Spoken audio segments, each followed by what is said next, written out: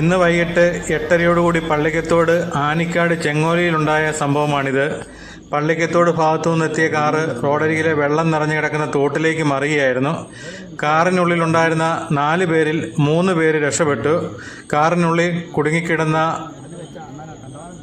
പാല ചന്ദ്രൻകുന്നേൽ ജെയിംസിൻ്റെ മകൻ ജെറിൻ ആണ് മരണപ്പെട്ടത്. ജെറിന് 19 വയസ്സേ പ്രായമുള്ളൂ എന്നാണ് അറിഞ്ഞിരിക്കുന്നത്.